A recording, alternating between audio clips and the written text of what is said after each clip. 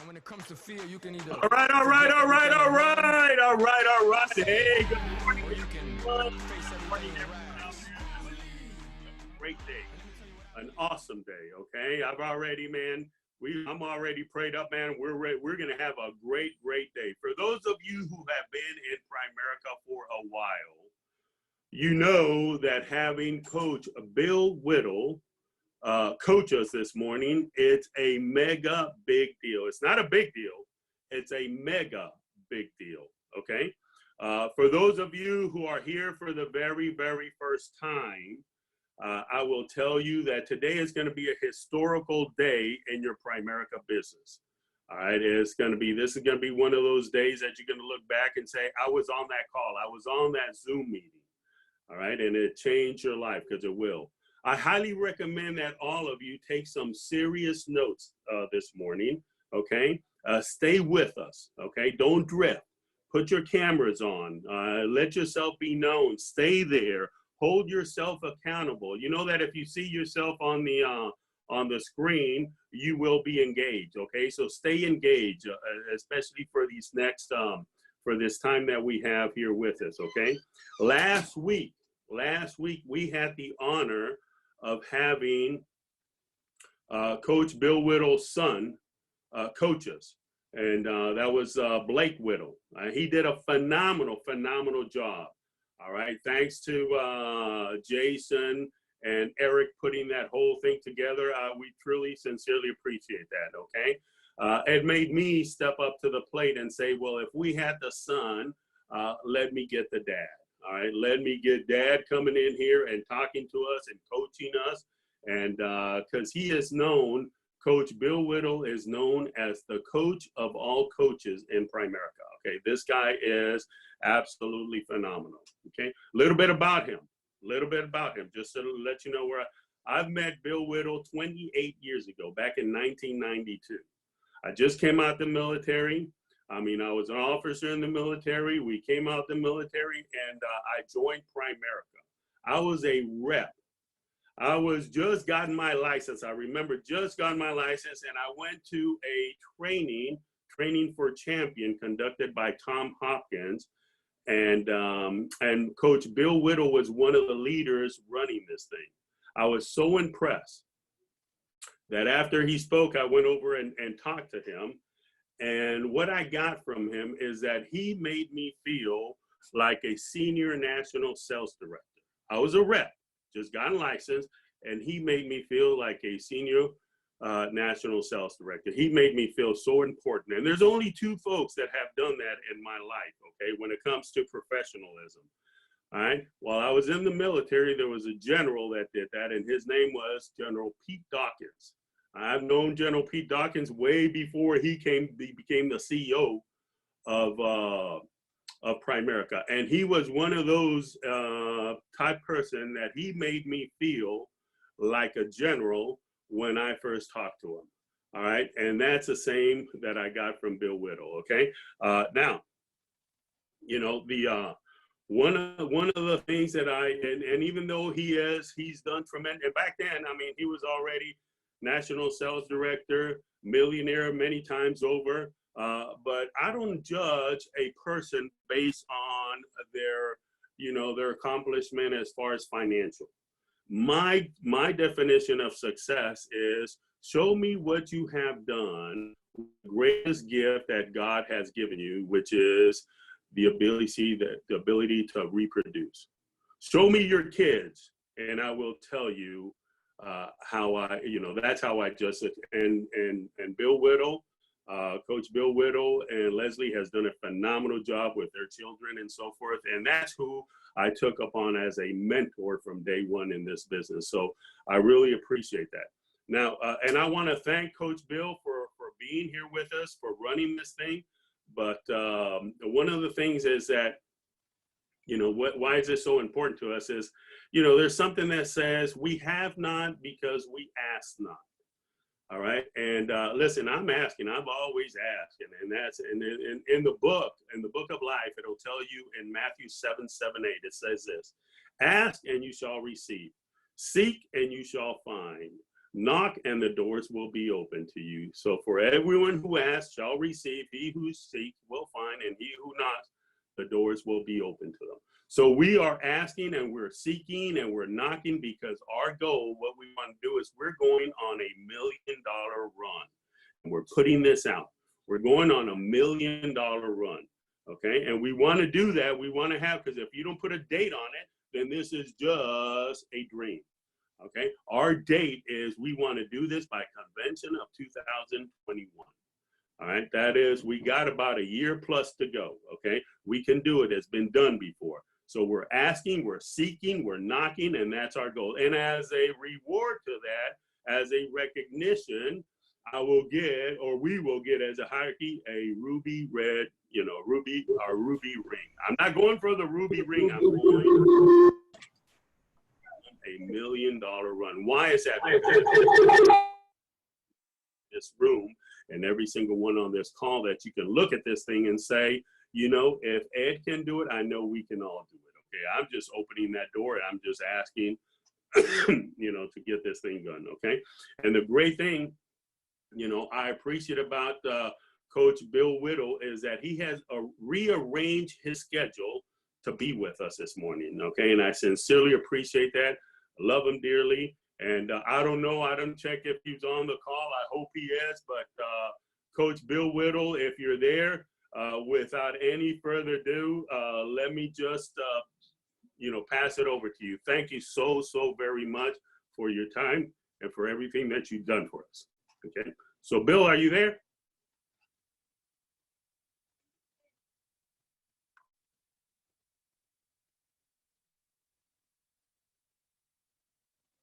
Unmute me.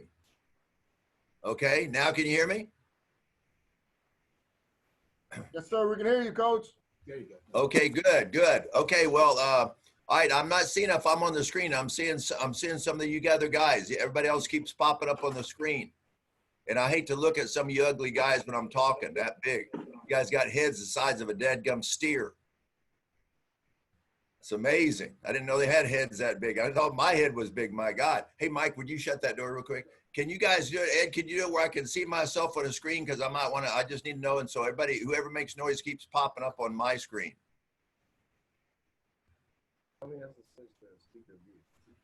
Coach Bill, you probably just got to switch to speaker view. We can see you when you're talking right now. Okay, hold on one second. Mike, can you help me out? I know we can switch to the speaker's view. Coach Bill, you're like me. I'm in the same boat. I'm trying to figure this one out. No, we have no idea either. Is there a way y'all could do it to where now, like you just switched to you and it came in, you're on the full screen now. And so I'm looking at you. It's just a little distracting. If y'all can help me out, we're trying to figure out where, as long as we don't have a clue how to do it. Do you see on the top right of your page, does it have gallery? No, I've never done one of these. I always have my guys here to help me, and the guy who usually helps me is not here, so I'll do it anyhow. Okay, well, I'll go ahead and get started, and then when he comes in, maybe come in and get him to switch it, because like I said, again, right now, whoever, with y'all's in, whoever makes the noise gets on the screen. I'm looking at y'all's picture, so I'm going to try to just go through this thing without that. So anyhow, once again, guys, I appreciate it so much, but it's always, and I think anybody that always says this, I know it's kind of a strange thing in Primerica. Anytime you ask somebody for help, if you really think about this, I go back when I used to coach and teach, and especially in the coaching days, you go to coaching clinics around the United States, and I had the privilege and honor of actually doing some coaching clinics around the world.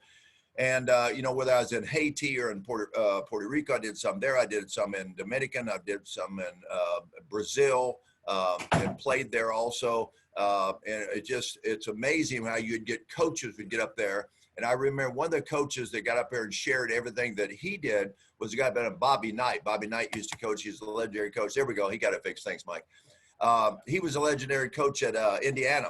And so I went to a coach clinic he put on at LSU. And afterwards, I went up and talked to him, got the nerve to go up and talk to him. I was scared to death, very intimidated. Probably one of the only few people besides Art Williams that ever intimidated me ever was Bobby Knight. So I went up to talk to him, and I just asked him, I said, you give your books that has your passing game, and has your defensive philosophy and strategy, has all your drills. You come and you give these clinics for 2-3 days at a time.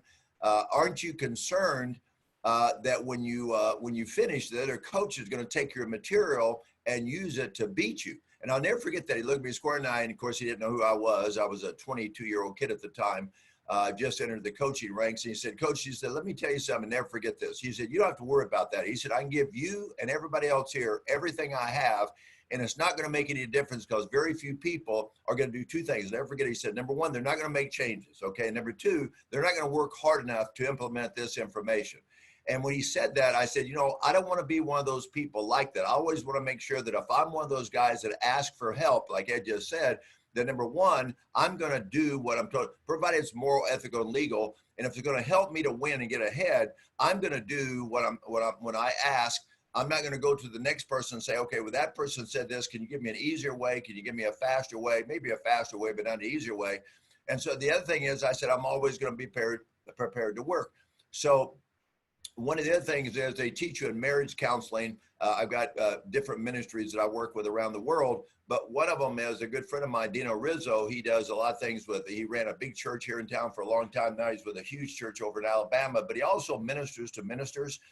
But he did a lot of marriage counselor, and just like in business, and I'm gonna kind of launch into this, he always asked the two people when they come in, he said, we're gonna ask you two questions before we start the counseling. If you can't both answer this question, we're not having counseling. Number one, he said, do both of y'all want this to work out? So if the husband says, yes, I want it to work out, the wife says, no, I really don't, deal over it. Don't even need to go to the second question. But if they get past their first question, same thing you gotta ask yourself today. Do you really want Primerica to work out? Do you really want this $1 million run? Because if you don't really want it, not say you want it, really want it, and I'm gonna address that in a minute, then it's not gonna happen, okay? And then number two, he said, are you both willing to change? Not is the husband willing to change or the wife willing to change? No, are both of y'all willing to change? And it's the same thing in anything else. When you're going for a goal, when you're trying to accomplish something, whether it's lose weight, have a great marriage, raise great kids, get your spiritual life straight, save a lot of money, whatever it is, if you don't really want it to work out, okay? In other words, if you try to negotiate the price, okay, that means you really don't want it to work out if you're trying to negotiate the price. If Larry Wingate, now this is a little aggressive, okay? So this is, I mean, it's going to come across a little strong, but going back to if you don't really want it to work out, Larry Wingate, the great writer, wrote "You're Broke Because You Want to Be," which is not a book for sissies. I'm telling you that front. You better man up or woman up. You're going to read that book.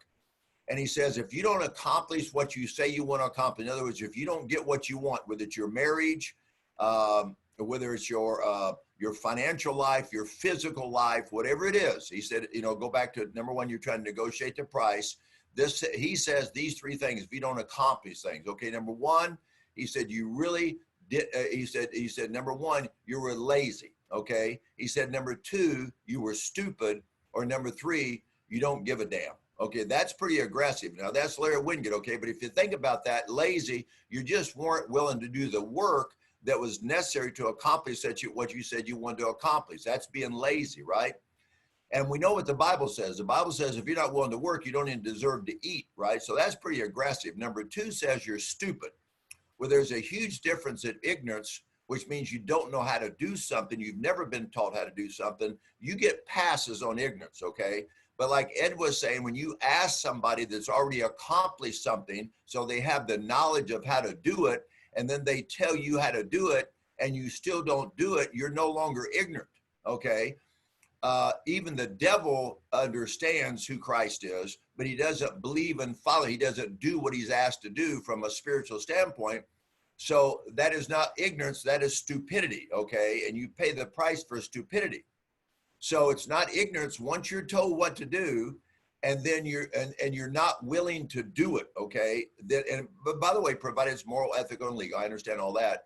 Then you don't do it, it really is stupidity. So let's say you just like me, give me an example. I love to eat popcorn, right? Well, I've got a really bad stomach, so I have to make sure I eat right types of food. I can't eat anything spicy, which is crazy living in Louisiana, but I can't eat spicy food. I don't eat spicy food, right? I don't eat anything late at nighttime ever. And so I'm very careful about what I put into my system, but I love popcorn, right? And I love soft drinks. So when I go to a movie, I don't order a small, that's not true. A lot of times I'll get a small bag of popcorn. I start off eating these big old tubs. And then when I'd finish, I'd feel like stink at night. Probably within an hour of eating it, I'd be like dying, right? So I'd always whine and gripe out. My wife would say, it's going to make you feel bad. You should, yeah, I'm going to get it. And like, it's going to change. Oh, it didn't change, right? Then I went to get in small bags, but I'd get 2 or 3 small bags during the movie, which same thing as eating a big tub. Now, that is not ignorance. I was not ignorant of what was making my stomach hurt. It was the popcorn. It was stupidity of me just saying, so what am I saying now about my goals? I would rather be my stomach hurt and all that kind of stuff rather than not hurt. So the popcorn was really more important to me than not feeling bad. Okay. So that's what's saying when you don't reach your goals, that's what he's saying is stupid. If you know what you need to do, and the concept is what Jim Rohn, the great motivational speaker, says, is if you mistaken, it says an apple a day keeps the doctor away, but you hear and you think, well, if an apple a day is good enough, then I'll eat maybe a Twinkie a day will do it. Okay. No, he didn't say a Twinkie, he said an apple, right? Well, that is stupidity. If you just keep eating Twinkies and wonder why you're getting fat, that's stupidity, right? So in business and in trying to reach your goals, once you're told what to do and say, okay, this is exactly what I did to do what I needed to do to accomplish these goals, now you can no longer claim, I don't know. So if you don't do it, that is pure stupidity. So number 1's laziness, number 2 is stupidity. And then number 3 says you just don't give a damn, okay? So you can say you want to accomplish something. You can say you want to be somebody. You can say you want to raise great kids. You can say you want to get your spiritual life straight. You can say you want to lose weight. You can say you want to lose money. You can say you want to make $1 million. You can say you want to get promoted. But then you go back to the first 2, okay? Okay, A, you must be lazy. 2, you must be stupid because you've been taught how to do it. Or 3, you really don't give a damn or you'd be doing it. So think about doing what I'm fixing to ask you to do. Think about after this video conference is over, you go to your children, just walk them, look them square in the eye and say, you know what, kids, dad just doesn't give a damn.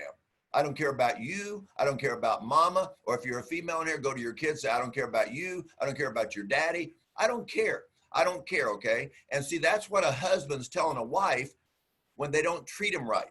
That's what a wife's telling a husband, or husband telling a wife when you let yourself get out of shape and you get to become way overweight and you say, well, no, they should love me the way that I am. No, no, no. You should keep yourself in the best possible shape for your spouse that you can. You're supposed to keep dating that spouse, okay?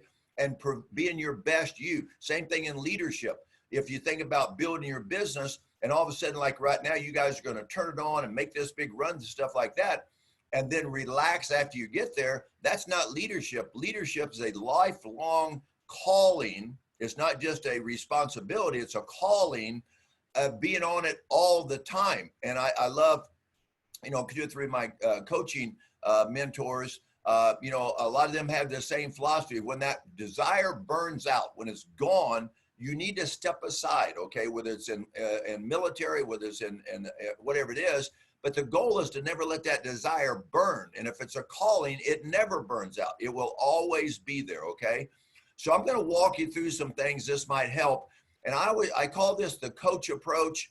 And so I'll try to go through this thing, respect your times. But I'm going to give you, I'm an ex-teacher, so a lot of coaching, a lot of leadership, all your great coaches, all your great teachers, all your great leaders were always great teachers, okay? So one of your goals should be to become a great teacher. And so I'm going to give you 5 things here. So once again, the coach approach. So you got to learn how to educate, okay? Educate people, right? So educators, great educators, what they do is, and this will go along with, and just write these 5 things down: educate, motivate, tolerate, communicate, build relationships. Those 5 things: educate, motivate, tolerate, communicate, build relationships, right? Now, always remember the dullest pencil is better than the sharpest mind. So there's no way you can sit and listen to this broadcast and say you want to win and not take notes, okay? Because nobody's that smart. I don't care. People say, well, they got a photographic memory. No, you're just arrogant or stupid, okay? You don't know. I could call on you at the end of this meeting and say, repeat back to me what I said about those points, and you look like a fool.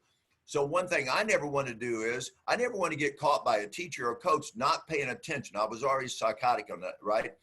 And when I was in coaching, I'd go to coaching clinics And my wife would even say, why do we have to listen to the very last coach? Can we leave early? I said, no, because what if that's the last point that I need to get to win a big ball game, to win a championship, or teach another player how to become a great player for him or her to get a scholarship? I'm not going to leave. If the information's been disseminated, I'm getting it because I want that edge, okay? So the 5 things you look at as far as being a leader or coach is educate, motivate, tolerate, communicate, and build great relationships. So when you look at educating and you look at motivating and you look at communicating, let me kind of put those 3 things together.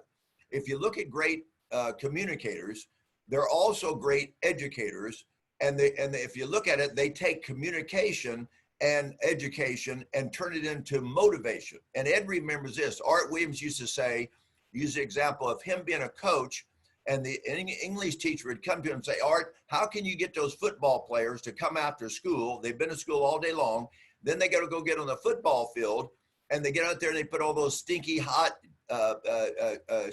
jerseys on and the pads and all that kind of stuff. They go out there and beat each other around for a while, and they're still excited about it, where I can't get them excited about English. And he said, well, maybe if you'd stand up on the desk and throw an eraser every once in a while and get excited like I do about football, maybe they would get excited. And what he was telling her was, you're taking educational information, you're taking things, and you're not communicating it in a motivational style. So a big part of educating people is the KISS principle, not the negative KISS principle. The negative KISS principle is keep it simple, stupid. That's not the right acronym. It should be keep it simple, short and simple, okay? Keep it short and simple. And let me give you another example there. I remember one of the guys that I recruited one time, and he was an Hispanic gentleman, good guy, 100,000 income earner with me, but he started having a lot of problems. So him and his wife came to visit me, and he was the kind of guy that once he launched into a story, he would wear you out. It's like that kid goes in and asks his dad. He asked his dad a question, and his dad said, son, I don't know the answer. Why don't you go ask your mom? And the little boy said, Dad, I don't want to know that much. Okay. Now, I'm not knocking women for that. Okay. But a lot of people, you ask them for just a cup and they give you a gallon or 2 gallons. Okay. So you need to keep it short and simple as far as a communication style. Get to the point. Okay. Always have a point. And then get to the point, okay? Don't leave people guessing. Get to the point, right? Well, he would go in a home and spend 2 or 3 hours in a home, and he'd wear them out. And so I brought him in. I said, Guillermo, I said, I see a problem here. And he said, well, Bill, he said, I give people the most important thing I have, which is my time. And I said, Guillermo, you don't understand. You're taking away the most important thing they have, which is their time, by you spending too much time rather than getting to the point. And it like clicked for him, right? And so you got to develop a communication style, an educational style that is motivational, right? So if you're teaching rate class, if you're teaching the difference between whole life and cash value, cash value, whole life, universal life, term insurance, if you're teaching the theory of decreased responsibility, if you're teaching mutual funds, if you're teaching leadership, whatever you're teaching, right? Whatever you're trying to educate them on, to get them to understand. And remember, the objective of an educator is to take something that's a very complicated issue and make it simple, to simplify it. KISS, keep it short and simple. Simplify it. If you can get it done in 10 words, do it in 5. If you can do it in 5 words, do it in 1. If you can do it just with a facial expression, do it with a facial expression, right? So you got to become a great educator and a great communicator. And a communicator, what they do is they bridge the gap. And remember this, okay, it's a very simple analogy, but if you got, let's say you're a klutz, you got brick for hands, right? And I'm throwing you a basketball, right? Or let's say it's my little granddaughter, she's 4 years old, right? And I'm throwing her a basketball, right? Well, for me to make the chest pass to my granddaughter the same volume of velocity that I would send it to my son Blake, who's a big strapping gentleman, that would be foolish, okay? Who would be the one making the mistake of throwing the ball? Would it be my little granddaughter Lexi because she couldn't catch the ball, or would it be because of me, her pops, who made a mistake of throwing the ball too hard? See, the error on communication from all of us, from leadership, is not on our people's part. We're just not good enough at disseminating information so they can catch it, right? So anytime you're trying to transfer information, that's a communicator. You're taking simple information, complicated information, making it simple and passing it where the other person can get it. So if you got people continuing to fail, it is not on them. It is on us as leaders, because we're not passing the ball where they can catch it easily. And as they start progressing up, we don't keep making the same kind of pass. So now, like Bentley, my grandson's 7, and I'm not exaggerating. He is literally, I mean, it's ridiculous the athlete this kid already is at 7 years old. So he can do things now can he do what Blake can do? No, but he can do way more than Lexi can do, right? So I could throw the ball at him harder and faster, and even a little more difficult for him to try to catch the pass. Why? He's more mature. So as they start maturing, you don't feed them the little soft things anymore. You can kind of start beefing it up, okay? But remember, you're the one responsible for that communication of that educational material in a very motivational way, right? And then the fourth thing there is toleration, okay? And when I say tolerate, I don't really like the terminology tolerate, but it just kind of goes in a flow there. Educate, motivate, tolerate, communicate. It just kind of goes in a flow. But the word should be acceptance, right? And so one of the great things in teaching is for you not to take your people that are, say, like a Lexi, and try to get frustrated with them because you think they should be able to catch the ball like Bentley or Blake. Okay, I played basketball at Louisiana State University. There was a guy there that played basketball years ago by the name of Pete Maravich, who I played with. And he's the leading scorer in the history of NCAA basketball. Averaged 44.5 points a game for 3 straight years, okay? That record would never be broken, right? Freshmen weren't eligible back in, so his sophomore, junior, and senior, he averaged 44.5 points a game without the three-point shot and without the shot clock, which means he'd probably averaged 55, 56 points a game. 6'6" shooting guard, just greatest ball handler probably in the history of the NBA. Just incredible athlete. He is still in the top 50 NBA basketball players ever. Died a few years ago. Really sad type thing, right? And he was really well known for making passes but it hit people in the head and all that kind of stuff like that. And because he just passed the same to everybody, and everybody couldn't catch the same pass, right? Well, your job as a leader is to make sure that you don't get frustrated like he did with the players on the team that couldn't catch the ball, right? I hope that's making some sense. Then the last thing is to build relationships, right? So the toleration of the people, making sure if they don't get it, it's on us, it's not on them. Be patient with them, patient on them. And then build relationships, right? So Art Williams always said, you got to build strong personal relationships. Now, this is critical because you also have to be smart enough to know who do you build the relationships with. So what I've tried to do over the years, in general, I build relationships with everybody. So I don't care what their production is. I don't care what their recruiting numbers are. It's irrelevant to me. I have general meetings. I have my op meetings, fast start schools, blitzes, training class on Saturday, Bible studies at the office, training during the week. I do conference calls, all kinds of things, right? So they're exposed as much as they want to be exposed to me, okay? Those are general meetings, right? But my specific meetings, lunches, breakfasts, coffee, people in my house, going out to dinner, going to movies, going to play golf, that's reserved to the champions, the people that have really stepped up, okay? Now, I don't make that decision. They make that decision, right? So they know kind of the criteria. Now, I don't base my friendships based on production, but I base my time based on, are they producing? Are they come through? Are they not just are they good old boys or good old gals? I get a lot of people like that, okay?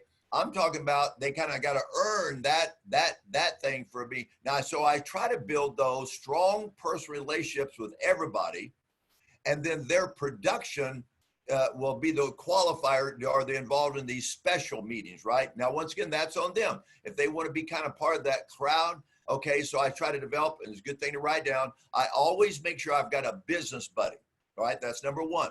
And I'd venture to say, not being mean or rude, but I'd venture to say 90% of the people listening to this today do not have a business buddy. You got to get a business buddy. What is a business buddy, right? A business buddy is not somebody you complain to, whine, gripe, and all that kind of stuff. Go have a beer, glass of wine, soft drink, and wine. No, that's not a business buddy, right? A business buddy is somebody that's direct to you. Okay, now you need to have one up and you need to have one down. The Bible says ever Timothy needs a Paul to mentor him or her, and then ever Paul needs a Timothy to mentor. So we always need to be mentoring somebody, and we always need to be being mentored by somebody. If not, your life's out of whack. Okay, you're not really being the leader you're supposed to be, because like Maxwell says, there is no success without successors, right?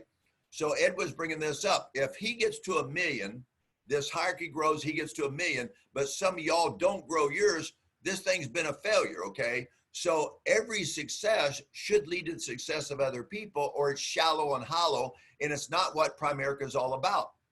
So if you look at it, you need a business buddy, somebody that's competitive like you, who wants to win like you, who's going for something like you, that you can get with. You can talk about taking over the world, and you know they're not gonna whine, grind. It's like somebody that you know every day. If you're gonna go run, you don't have to worry about it. They're gonna show up. They're gonna show up. You're gonna go to the gym and work out. You don't have to worry about working out. They're gonna show up, right? You know you can count on those. I'm gonna hit that in a minute. You know they're gonna be there all the time, right? They're competitive. They love the business, all that kind of stuff. Not any negatives, all positives, right? That's a business buddy, right? Now, that's not your spouse. That is not your spouse.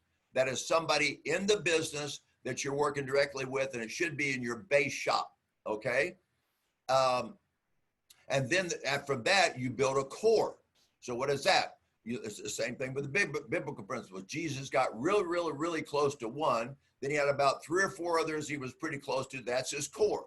So that core is multiple business buddies. Now you're talking 3, 4, 5, 6 people that you can get with. It's all about winning. It's all about the business, all about taking over the world. And when you go to lunch, you don't have to worry about whining, griping, and complaining. Somebody's read a new book, they're going to share it. Somebody just closed something last night, they're going to share it. Somebody just recruited somebody last night, they're going to share it. Somebody just had a challenge, and they're going to share how they solved it, not whine, gripe, complain, right?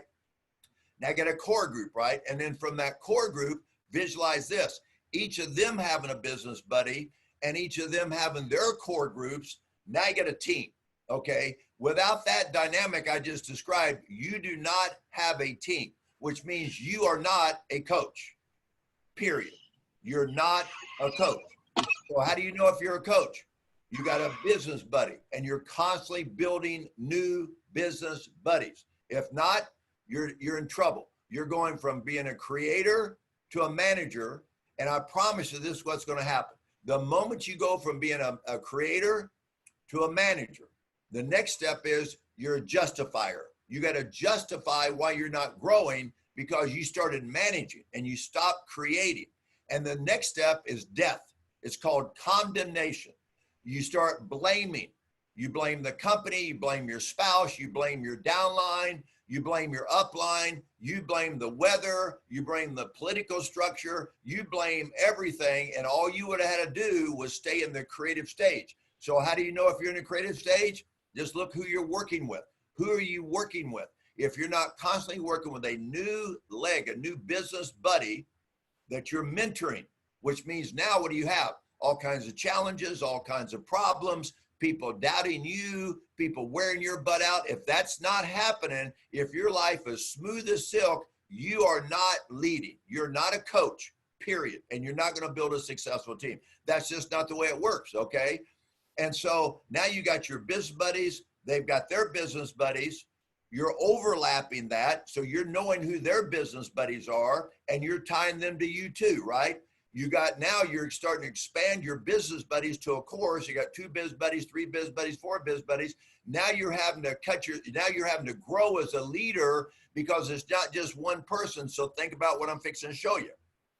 This is not leadership, but this is what some people, they don't understand. So the more people you have, just write this down, the more people you have, logic says the more potential problems. P. The more people, the more potential problems. And the majority of people who are not leaders, what do when a problem occurs, or they even think a problem is going to come? They run, they hide, Okay, now this is a real simple concept. A cow, when a storm's coming at a cow runs from the storm. Now think about this. Think of a cow. A cow is very slow at foot. Okay, they're not like fast. So they start running from the storm, right? Now, based on that, what's the storm do? The storm eventually catches up to the cow that's running. And where does it stay? Over the cow the whole time. So a cow, it seems like they always have problems hovering them, okay, because they're cows.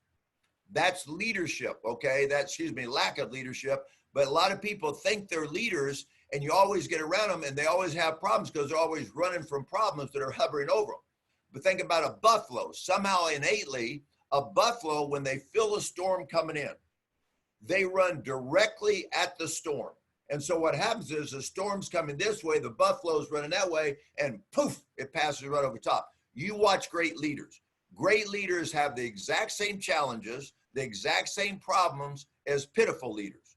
Nick Saban has the exact same challenges at Alabama that a program that loses has. Nick Saban, though, is a leader. So when Nick Saban sees a challenge, whether it's, the NCAA changes a rule, bam, he runs right at it. If they have something like we're having right now with the virus and they have away from their players, he went out and got all of his players these bands and stuff like that with these phones on it where they could track their workouts, all that kind of stuff. And the NCAA had to step in, but it wasn't against the rules at the time. He ran right at the storm. Nick Saban is a coach. Nick Saban is a leader. He doesn't run from things. You look at people in Primerica. We got them here in my own co-op. They won't even come back at the office. They're like cowards, all curled up in a little ball at their houses, won't even get back out in society. And they wonder why their people look at them or going to look at them and think, well, my leader, everybody else is going back out there. The world's coming back out into existence, and my leader's still curled up a little ball. That's not leadership. They're not running out. You don't want to be foolish and silly and all that kind of stuff,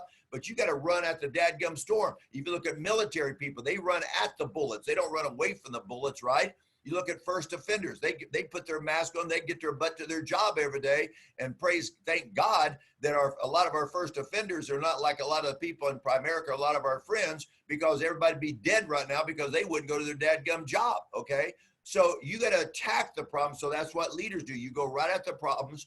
And if you do that, you stay in that creative state. And if you do that, people look at you as a leader and they now know that they can count on you. You're going to see how this comes back in play in a minute. Okay. So now they can count on you. So when there is a problem, you don't take it and make it bigger. Here's another little example there. Okay. Because this is how people look. I promise you, I'm right.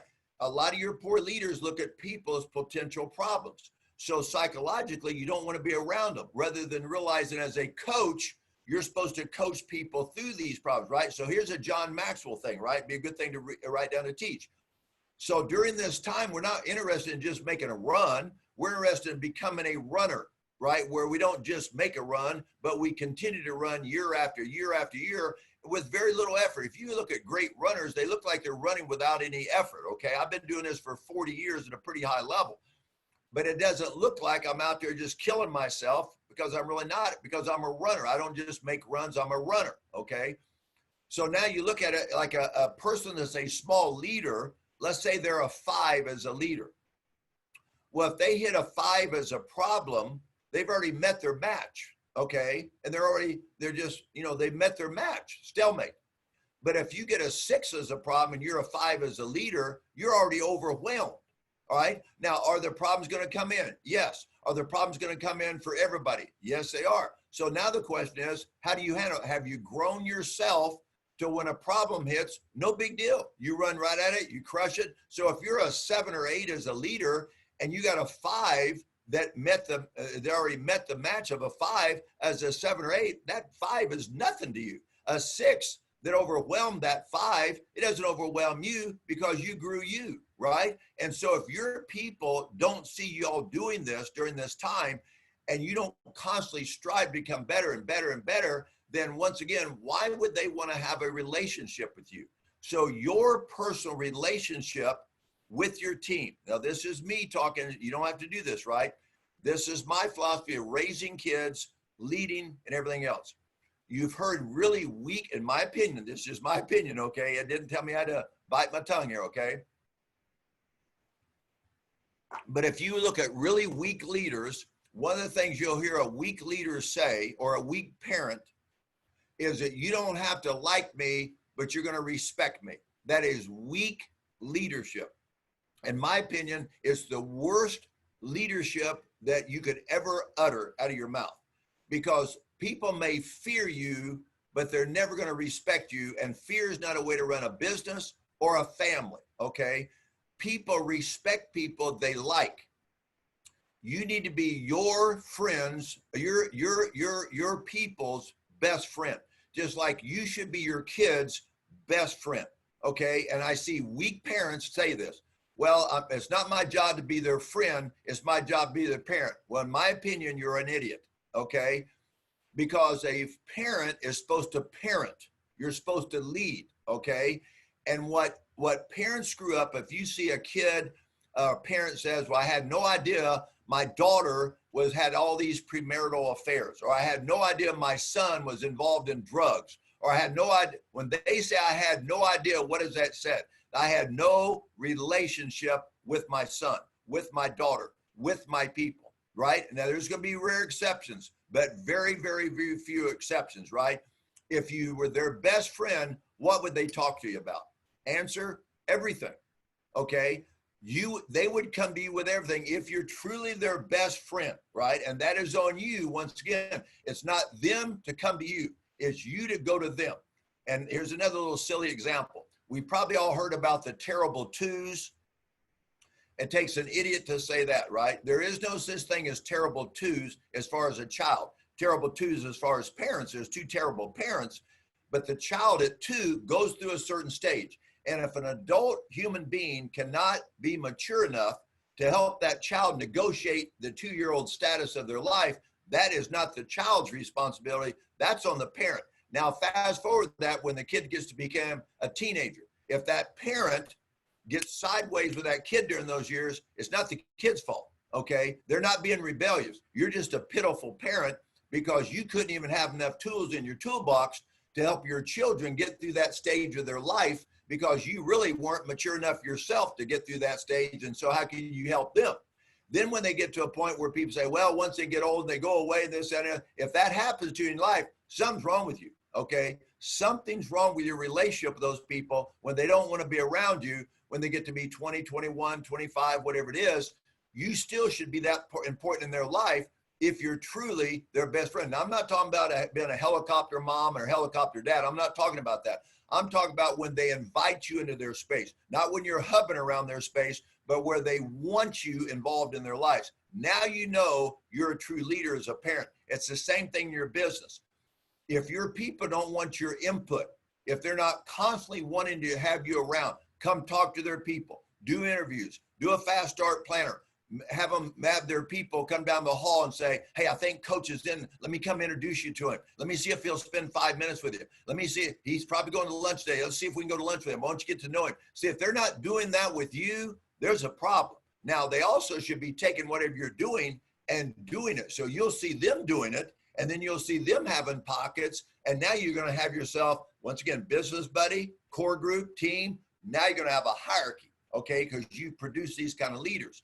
So let me kind of shift that and go into, okay, so Bill, if I'm going to be a great trainer, what are the areas I train on, right? So there's an acronym I've used for 40 years now, and it's called TAGS, T-A-G-S, TAGS, really easy to remember. And as long as you're incorporating any of these things into your teaching, every time you meet with somebody, you're good to go. So you don't have to worry about what I do. No, just make sure you're incorporating either one of these things or all these things at every meeting you do. So T stands for thinking, always working on their thinking, right? And so that takes a lot of work on your effort to make sure you're always working on their thinking, because once again, it's hard to get up there and talk about a certain way of thinking, about being emotionally mature, mentally tough, and you're some weenie. Okay, it's hard to get up there and talk about thinking about treating people right, and you're a tyrant. Okay, so you got to really work on your thinking, because that's where everything happens in that thinking. You develop your habits, all that kind of stuff, the way you say things, the way you do things, that all comes from your thinking, right? So always reading, teaching about the way you think, right? A is activity. Okay, your activity. What is the activity? So you always talk about activity. 8, 5, 3, 1. Kitchen tables. How wide are you? How wide are you nightly? How productively wide are you nightly? How reproductively wide are you nightly? So you're always talking about activity, activity, activity. You're always talking about ratios, right? Help them develop their own ratios, help them understand the numbers, work the numbers, and all that kind of stuff. So activity becomes a very, not just work to work, but productive activity. IBA, income producing activity. GPA, goal producing activity. Okay. So those are the things you're talking about constantly. Activity, activity, activity that turns into accomplishment, right? And G is goals. And you should always be teaching goals, but the best way to teach goals is to live them, right? Let them see your goals. Do you have your goal card with you in your day planner? Are you writing your goals in the morning? Are you writing your goals in the evening? My wife and I do a thing every day. It's called the highs and lows. Okay. It's called porch time, where we spend time together and we just talk, what was our high today? Okay. And what was our low, and what feelings did we put with it, so we can kind of communicate. So if I'm like maybe pissed off about something or something, right? And maybe that day I was weak and I came home, and I don't come home and ever share anything negative with Leslie, but maybe I was a little quiet that day, right? Well, she knows something's wrong. So she, you don't have to be a mind reader to read people's body language, but I'm not the kind that's ever going to come home, whine, gripe, complain to my wife, because I'm just not a weenie. Okay. That's not who I am.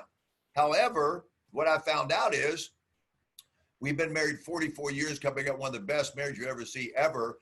But I wanted to be a great marriage. Leslie, we want our marriage not to be just good. We want to be great. So we started taking some marriage enrichment. We met this lady. She's one of the best clinical psychiatrists in the world.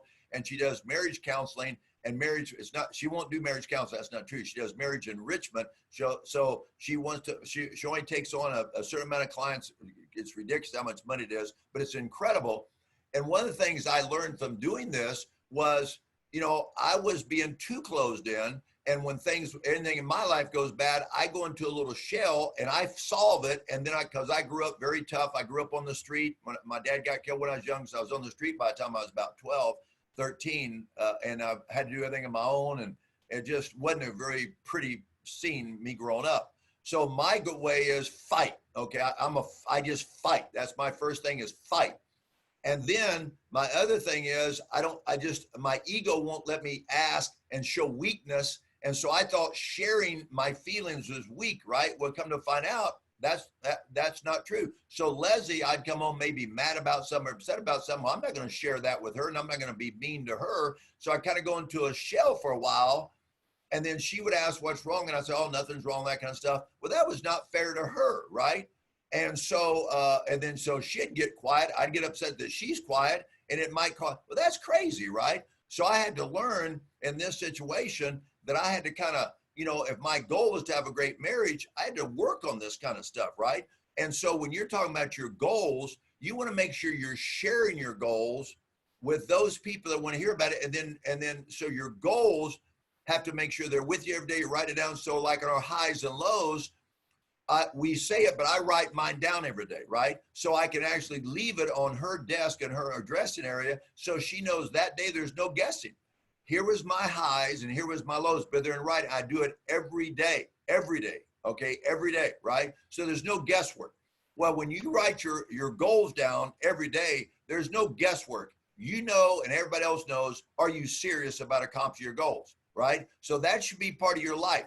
And then you should have up in your office, like on the back of my door right there, there's signs of my goals. I have my vision board in here. You should have that, or your people are probably not thinking you're that serious. So if everywhere around y'all's hierarchy, Ed, if you don't have the picture of the ring, if you don't have, one in your pocket, in your car, around your mirrors, at your office, you got that ring everywhere. And if people are not putting up signs about making their runs, whether it's their next diamond, their first diamond, see, you guys just got to get obsessed with goals, because goals, though, I'll get to that in a minute. And the last thing is S, which is skills. All right. So in leadership, that's very important to write down. There's two issues they see people look for in leadership. A, they want to know about your character. Okay. Are you the right kind of human being? Character. That's the number one people look for in leadership, is character, which, by the way, is closely followed by stability. Are you stable? Or not some kind of psychological yo-yo where you're up today, down tomorrow, up today, down tomorrow. No, you are stable. Okay, so that's the reason I get up every day. I put a shirt and tie on. Usually I wear some pants. Okay, and I come to the office. Even during all this time, my butt's been up here at this office every day, shirt and tie, every day, no later than 9 o'clock, every day. Okay, and I've been doing that for 40 years. People need to see stability, just like your kids do. So do your people. They need to see stability. They don't need an absentee leader. They need a stable leader. They don't need to see you come to the office one day all fired up and the next day ready to jump on ship. They don't need to hear you talk about doing something special and all of a sudden you tank it. That's not emotional stability. That's mental weakness and emotional instability, right? So that when we get to skills, they want to know character, okay? But then the second thing they want to know is, do you have the skills? So that's what they look for. Do you have the character and do you have the skills? That's the two things people look for. So if you have character but no skills, you're just a good old boy, good old gal. And we all have those. They're just good old boys, good old gals, but their skills suck. Then you have the other side of people who have a lot of skills, but their character, they're just scumbags. They lie. They do everything. You know, they're deceitful. They're gossips. All that kind of stuff. That's no character. So if they got skills but no character, they're really a con artist. They're just a con man or con woman. So they look for both. So when you go to skills, what skills do you need to develop? And you guys ought to take a chart on this and ask yourself on a scale of 1 out of 10, where are you? So on the bottom, let's say there's a pyramid like this. The bottom scale, which is the easiest one there is, so that'd be the wide part of the triangle, is sales skills. Any dummy can learn the sales skills, but most people don't. So sales skills incorporate product knowledge, appointment setting, closing techniques, overcome objections, how to get commitments, that's skills. So you should be teaching that, going back to the first point, you ought to be teaching that consistently, right? With a high degree of motivation. Then the middle part's people skills. Now I'm gonna tell you why it's the middle part. That is right there, one of the hardest things to do is for people to develop people skills. So you gotta work on everything from how a person walks in a room, their actual gait, to the smile on their face, the frown on their face, their breath mints, their grooming. You got to be obsessed with people skills, right? Which means you need to be the example. When I step off the elevator, I have about 15, 20,000 square feet office space. I'm on the 5th floor of a high rise. And when I step off at it, first of all, this is God's honest truth. I'm constantly aware. So when I step out of my car, God's honest truth, I'm thinking when I step out of my car downstairs, somebody's watching me. Because I know they are. I know somebody's probably pulling up. So when I step out of the car, I make sure my gait's a little fast, my shoulders are back. I don't, come slumping in and then put on a phony mask, right? I step out of my car, no matter what's on my mind, I shut that down if it's negative. I get out of my car, kind of looking around, very positive, got my shoulders back. I walk with a good gait, a fast gait into the office. Then when I get up on the elevator, I'm psyching myself up. The moment those doors open, I see that big sign that says Primerica, it's party time, okay? And that's what they see every day. I walk in, I walk around the office. Hey, how's everybody going? I bring food about probably 5 of the 7 days a week. I'm bringing food to the office. Some pastries, things like that. I make sure the coffee and everybody's got coffee rocking and rolling. When I get there, I kind of make my way around. I don't go straight to my desk and all that kind of stuff. I make my rounds, right? Try to make everybody feel good and special and stuff. And then I get back to what I'm doing, okay? But that is the most important thing. My job, my role is to make people feel special and feel good. And if they had a bad night, I'm going to be the highlight of their day. I'm the light that's going to be on every time when they get there. I'm the first person they see it because that's a good coach. You would be a pitiful coach if the players got to practice before you. They need to see you, the coach, every morning, wide open, ready to go with a game plan of success and of energy and of excitement, so they know they're going to get a stable face every day. It's never going to be negative. You're not going to be whining, griping, complaining. I don't care how bad things are. You're that buffalo. You're not that cow. That's every day. Every day, right? Emotional maturity, mental toughness, no matter what, doesn't creep into your life. Doesn't happen, okay? So the top one is the leadership skills. That's on the top of the pyramid. The reason it's up there is because it's up there. It is hard long-term to sustain leadership, because this is hard to hear, guys. We're only talking about a, 14, 15 month run here, but I promise you that's going to be tough to maintain and sustain that level that I'm talking about right now, but that's what it requires. Here's the good news. Once you develop a habit of this, it's simple. It just becomes who you are. I mean, it really is that way, okay? So leadership, let me hit this real quick and I'm gonna start wrapping up, but because I know I went way over time and I apologize.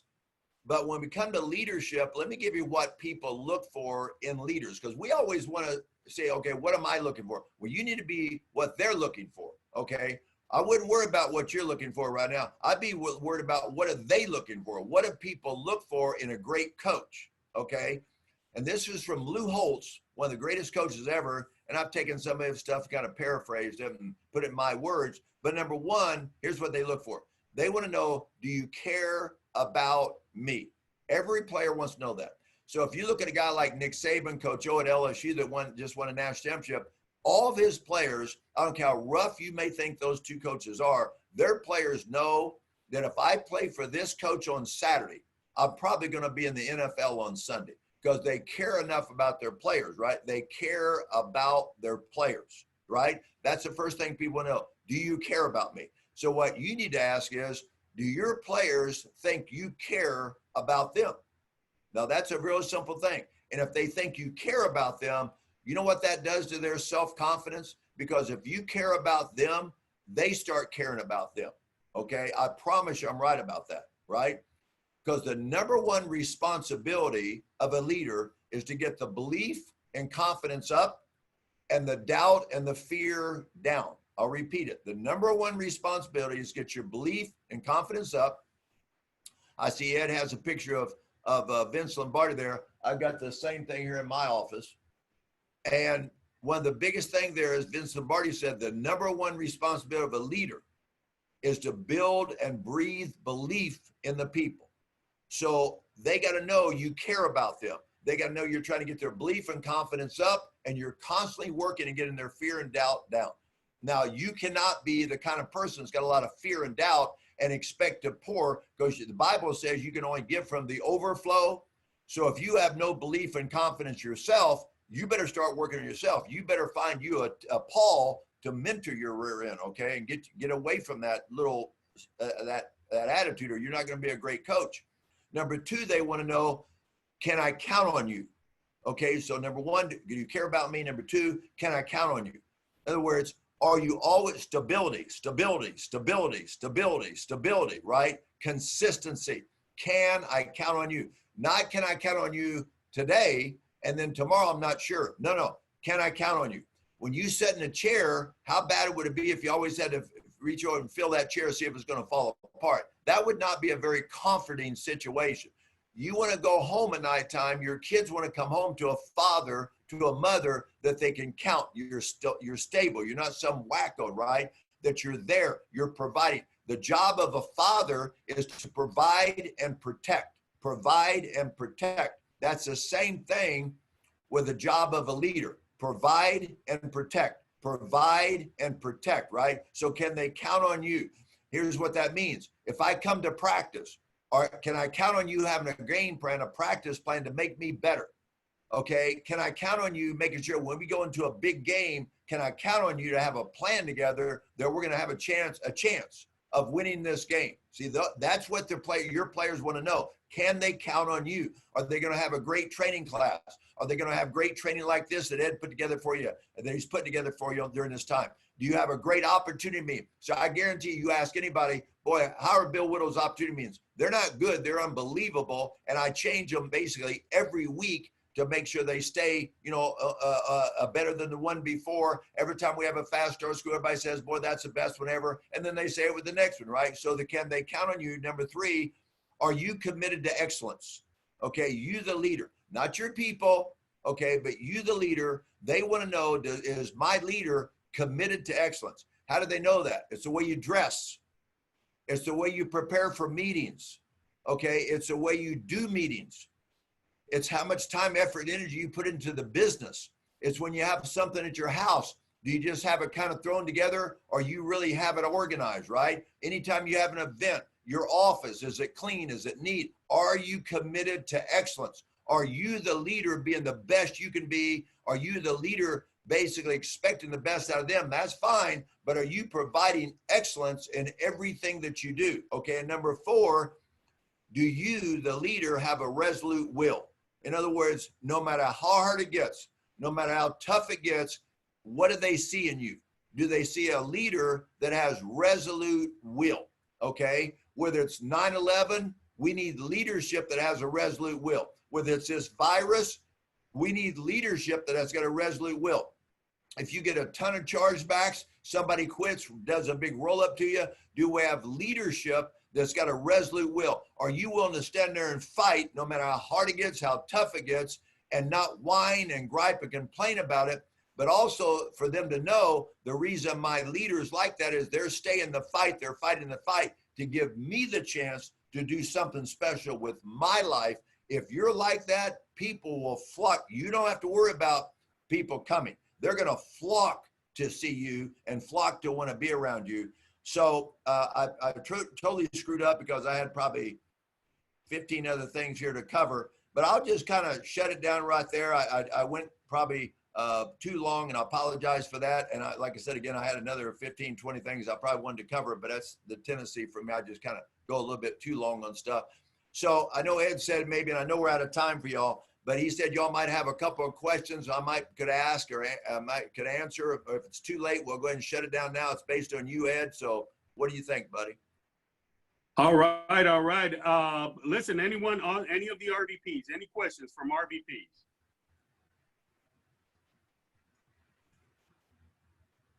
Coach Bill, how you doing, sir? This is Eric Ortiz. How you doing?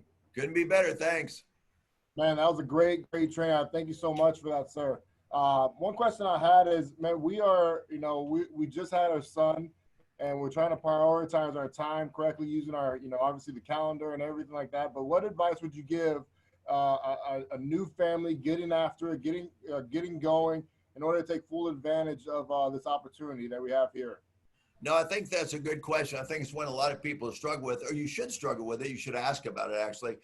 But Eric, I think that this is not necessarily what everybody wants to hear, but for a lot of people, I'm not saying you're one of them, but for a lot of people, what we tend to do, whether it's our kids, our religion, our health, whatever it is, we tend to hide behind those things, okay? We tend to use our kids, our health, our spiritual life, everything else like that. We conveniently use that to hide behind in order not to grow. I mean, that sounds tough, but that's a fact, okay? Because each and every one of us on here has the exact same time in a course of a day, a week, a month, a year. We've all heard that, right? And in a lifetime. So you ever wonder why there's so many people, so few people accomplish what other people accomplish when they got the exact same amount of time?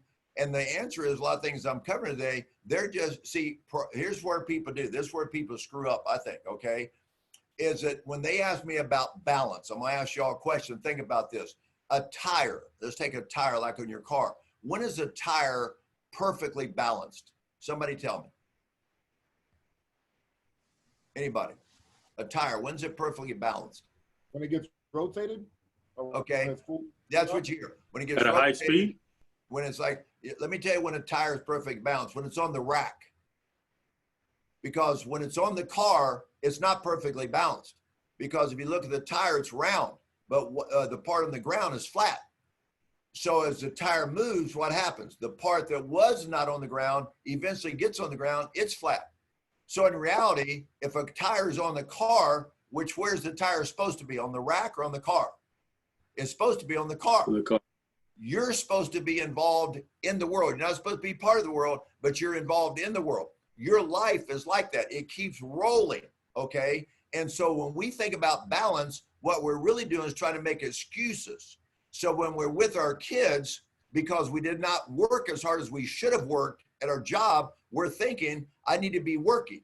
And then when we're working, okay, we didn't spend the time with our children that we said we did. We watched a stupid football game or basketball game or played golf, this and that. We should have been with our children, but we were doing that. Now we're at our job when we're feeling guilty because we're not with our children. Then all of a sudden we're playing golf and we're feeling guilty. I'm not with my kids. I'm not with my business. I'm feeling guilty. And the reason is where we weren't there. And so the way I've lived my life, wherever I am, I'm there. I mean, I am obsessed. When I'm in, okay? And so that is the way to live life. So when you got a child, if you really think about it, what if you were in Iraq at war? What are you going to say now? Okay, you're out of your way from your family for 6 months. You can't see your family, okay? So it's not about, okay, am I giving in a 24-hour period of time, do I need 8 hours sleeping, 8 hours to my job, 8 hours here? That's not the way life works. That's not the way life works. It's wherever you are, make sure you're there. So you want to make sure you're protecting and providing for that family. You got to make sure. What I did was, when I started in Primerica, I said I didn't have time. Well, I was playing in 5 basketball leagues, playing for the United States, travel around the world, doing that kind of stuff. I was working out every day. I was water skiing. I had time. I didn't have priorities.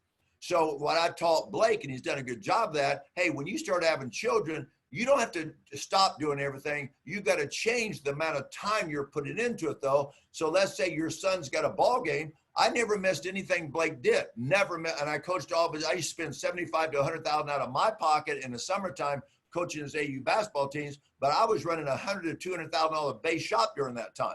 So I didn't let my biz drop. I'm 69 years old, but I got vital signs of a guy in their 30s, okay? I've never my physical life. I got a strong spiritual life. I've got a great marriage, but you got to bust your rear end. And what you do is you bust your butt all the way up to that point in time. Bam, you stop it and you bust it during that time you're there. You shut it down. When I go home, I'm home, okay? And when I'm at business, I'm at business. Does it mean I won't sometimes jump away from here? Yeah, I'll jump out of here, go watch one of my grandbabies do something else, get my butt right back here. But you watch what people do. They got some with their kids. It starts at 4. So they shut down at 12. They fiddle fart around all that time. They get there at 4, and the event's over at 5, and so they take the rest of the evening off. And then they wonder why they're not providing for their kids, and they use their kids as an excuse. I never did that, okay? I used my family, my church, my everything. I don't use anything for an excuse. I use it for a reason, a motivation to collapse timeframes. This is important. Now, you don't ever do, listen, this is critical. If you never learn anything from me, learn this. Life and priorities are not sequential. You hear anybody says God, family, business, they don't know their butt from a hole in the ground. That is stupidity. It's not God, family, business. These things are they're sequential, simultaneous. They're not sequential. If you take your God out of your business, what kind of man or woman are you? If you take your God out of your family, what kind of man or woman are you? If you live different business principles than you do spiritual principles, or you work with your kids, or you train your people different, you'd work with your child, something's wrong with you as a human being. Life should be simultaneous. You do it all at the same time, right? You don't segregate this thing, right? And when you start doing that, then you really got your priorities screwed up, and you really are totally out of balance. So you don't want to feel guilty. You know, when you're rolling, right? And you might have to run from this to run to that, and run from this to run to that. And then the last thing I did there was anything that was not urgent, okay, that was not something that's critical, I cut it out of my life. So I started, not totally maybe, like working out. I didn't stop working out. I still work out every day. Okay, I still play golf, that kind of stuff. Blake does the same thing. But you start collapsing it down, and you might have to get up a little bit early, step a little bit late, do away from little things. And I promise you, not one person listens to this broadcast that you will ever sacrifice ever that's not okay to sacrifice, okay? You're not going to have to give up the big things, okay? And anybody that says that, they're lying. There's not a person in Primerica can look me in the eye. I'll say, bring your day planner. Let me see your schedule. And you tell me you don't have time for your kids. You tell me you don't have time to build Primerica. You tell me you don't have time for your spouse. That's bullcrap. You don't have time to work out. No. You're just not making it a priority to manage your time properly. That's the reason I'm a nutcase about our day planner, because it makes you take a look at yourself. It makes you organize your day. It makes you organize your week. It makes you organize your month, and it makes you organize your life. And it all is based on what is your priorities? Okay, so maybe some other time I can help y'all with that and just do a whole session with y'all on the day planner, which I promise you is the answer to that question right there. I guarantee it is. Okay, so maybe just one more. I know you guys. I'm wearing you out. Anybody? All right. Hey, excellent. I have a question, and let me please. Is it cool? I can't hear. Go for it. Go for it. What you got, Edward? Hey, thank you, Mr. Whittle. I just wanted to say thank you so much for getting on. I thought Ed wasn't going to let me ask a question. I was about to be sad. But anyways, my question is, why do you feel like, or from your opinion, obviously, why will some people get on these streaks, whether it might be 2 months, 3 months, 5 months, or even a year, and they're just killing it, right? And then all of a sudden it just, goes away, just kind of like, they're hitting, and then they stop, and vice versa. What do you say would be the biggest? Yeah, there's once again, I just wish I could. I do a whole session on this.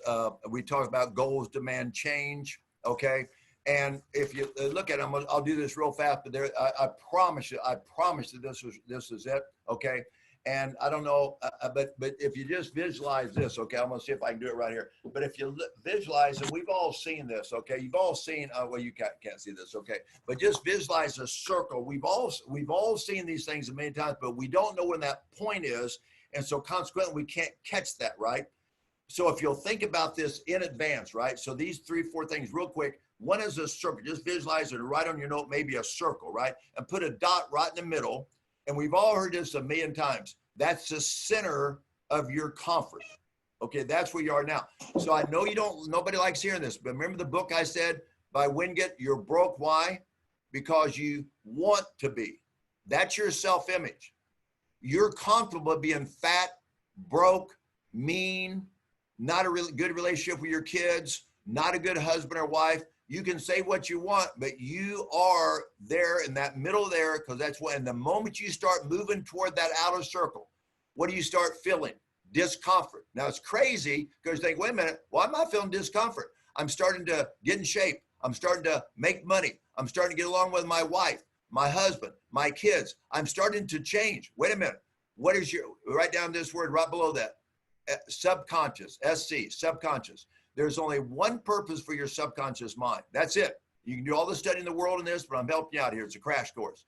Your subconscious mind entire goal, and everybody has subconscious mind, just as powerful as your conscious mind, is to create harmony. It wants harmony, the status quo. So even though you're broke, fat, miserable with your spouse, not a good parent, poor, whatever it is, you are comfortable. That's who you see. That's what you really want. And why? What Wingate said.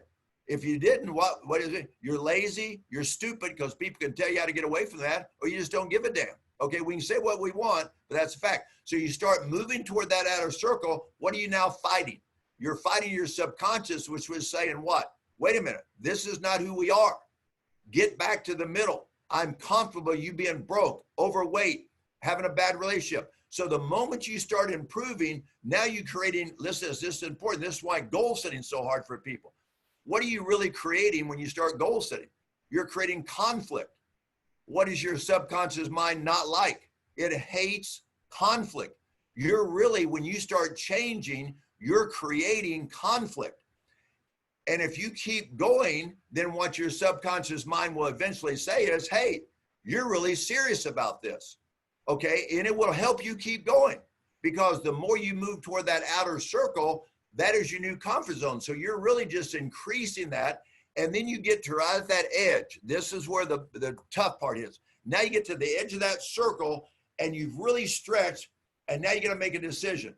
Do I keep going, or do I capitulate and go back? What do you think most people do?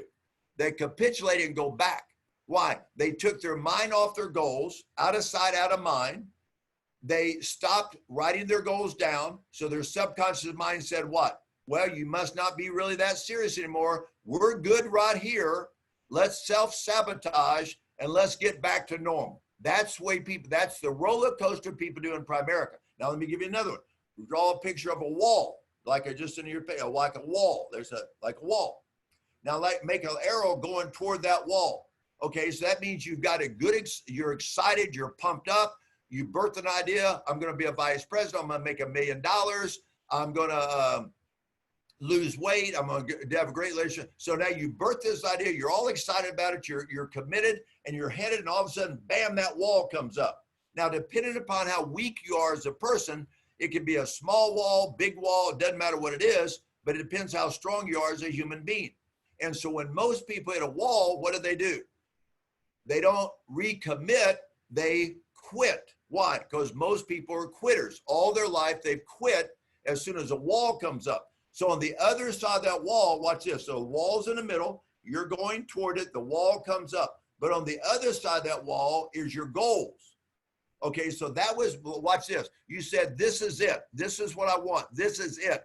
But then that wall comes up and there's an it. So it might be you flunked a test, somebody quit, you got to charge back. Think about that. So what you're saying is that it that came up is more important than the it on the other side. So in reality, say what we want to, but what we say we want on the other side, that little bitty wall, whether somebody quitting, the charge back, you got tired, you had a dark house, your spouse is in your crap, I don't care what it is, that's your little wall. And rather than recommit and bust through that wall to get what you said you really wanted, that it, because you said, this is it, this is what I want, Ed's saying, this is it, I want that $1 million ring, we're going to find out, okay? And you're going to have a ton of times during this time, a wall's going to come up, and you're either going to recommit what winners do, and you're going to bust through to get to that, and all of a sudden, here's going to come another wall, okay? But now, you've developed mental toughness. You can get through a bigger wall, bigger wall, bigger wall, but the losers of the world, they've never ever got through that wall and they turn back.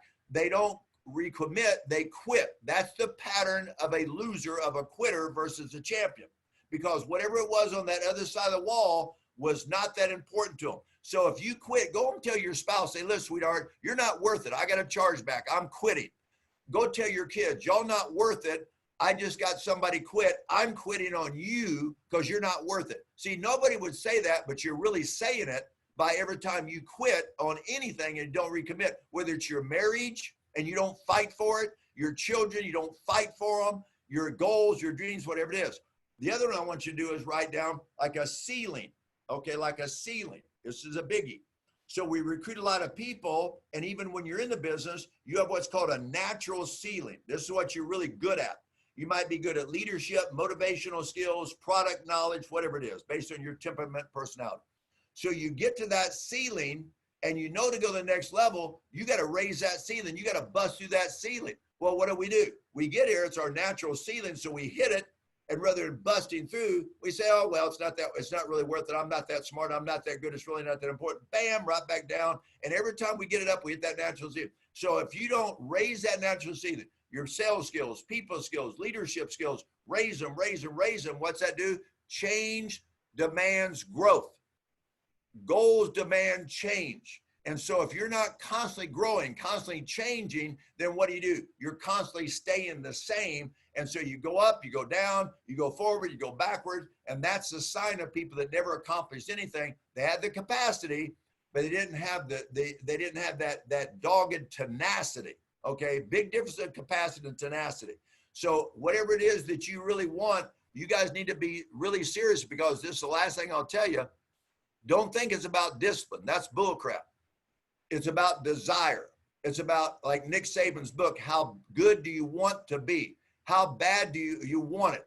Okay, and when you say I want it bad, we're going to find out. Because every time you hit a snag, every time you hit a problem, if you're not willing to bust through that one, then you can just go out and make it public and tell everybody, look, I know I said all this stuff, but I was lying. Okay, I'm a dog, I'm a quitter, I'm yellow, I'm this. You're like a thief. A thief says they want something, but they're not willing to pay the price. That is your character. So why do people do that? Lack of character, period. So that's hard to chew, that's hard to swallow, but at the end of the day, if you'll accept that, then all of a sudden when something comes up, you look in the mirror and say, you know what? You're a person of integrity. You're a person of character. You're not going to quit. You're going to recommit. And you catch yourself that spot. You make a split-second choice and you go for it at that one point when all the other people just say, well, I know that, and no, you don't do that. And you develop that habit. And winning is not something you do. It's who you are. And that makes life Easy. So, hey guys, thank y'all for letting me, I mean, I could do this all day long. It's fun for me, and I hope I didn't wear all y'all out, but thank y'all for letting me be a part of this. Maybe down the road we can do another series, and I'll do anything I can, because once again, I had about 2-3 different things I wanted to cover with y'all. Didn't get a chance to do it, but I love you guys. You got a great team. I love your mom and daddy. Hey, And, hey, Bill. Yes, sir. Bill. Yeah. Hey, Bill, I sincerely appreciate that. And listen, I would definitely look forward, and we could set something up to do that 90-day madman cycle. Yeah. And because most of these folks, and they know that that 90-day day planner, that came from the Whittle hierarchy. That was Coach Bill Whittle here. And that's the reason why, man, I would love to do that. And another thing that I would ask, honestly, is that, man, you talked about having a business buddy. Yeah. And I sincerely appreciate that. I don't need for you to call me an accountability, but I just need to have someone there that I know that it's up there, that, you know, that without even having to, that I know that, you know, that I got someone, even if you're watching or not, but I know that you're there, and I'm holding myself accountable to reach this goal, because I mean, it means a lot to me, you know. So I sincerely appreciate that. And I highly encourage everyone on this call to get on SoundCloud, listen to all the audios from Coach Bill Whittle, because I'm telling you, this is spectacular stuff. This is, if you're gonna do something, he who knows this business is, that from my point of view, is Coach Bill Whittle, and this is someone that we're gonna track. And I sincerely appreciate, with everything that I have, and with our whole team, for you taking the time, being here with us. And man, I cannot tell you how much we really appreciate and love you, man. I really do. Thank you. I appreciate y'all. Thank you so much. My family, and I love you guys. Thank y'all so much. Thank y'all. Bye-bye. You got it. Thank you so much. Bye. All right. Excellent. All right. So listen, what a great, I cannot tell you how much, I mean, I filled out this notability iPad to the max. So man, taking all these notes, phenomenal. So man, let's go out there and apply this information. Let's study this business. Let's, like he said, man, there's so much stuff here. And we're gonna get back with him as far as setting up a time. But I've also from here on, I'm going to try to get some of these great guys like the Bill Whittles and the and also the Keith Ottos and Sam Shepard, Omar Oropesa, all these guys, all these $1 million income earners. At least having, you know, make a commitment, see if we could do this once a week, where we could plug in and listen to these great minds, man. Because hey, if you know where you're going, and if you know that someone's already been there and they're willing to look back and pull you through, man, we got to take advantage of it. And our job is to take every single one of you guys on this call to the next level. Okay, so your goal here is, hey, start looking big. I mean, start thinking big, growing big. If go after these goals, if you have coming into whatever level you're at, hey, your goal should be the next promotion. Okay, if you're regional vice president, your goal should be, man, I got to make $50,000 in income. I got to make $100,000 in income. If you're already at $100,000, I got to make $200,000. I get my ownership at $300,000. Okay, we got to continue thinking this way. We got to continue growing this way, and our job is to give you everything that we got to see you guys explode. Okay, so I really sincerely appreciate it. I'm looking at Yvonne right now. She looks as beautiful as I cannot tell you how she. Way to go, babe. And I thank you guys for being on the call. And man, we're gonna do it big. So great. Hey, something else, just kind of let you know, Bill Whittle, man, just kind of give. Last month, I don't want to put it out there with him and everything, but last month, this is a guy who walks the walk and talks the talk, okay? Been in this business for well over 40 years. Last month, his monthly income was $266,000, all right? We're running on a $3 million. If he just keep that income right there, I mean, that's a $3 million income right there, okay? And he runs his, he works on his business, not in the business, on his business. Like he said, you know, just checking everything out. So far this month, that was 266 last month. This month, his income is at 100, and we're still in the third quarter or fourth quarter of this month, but his income's already at 199,000, 200,000. He did, you know, 266 last month.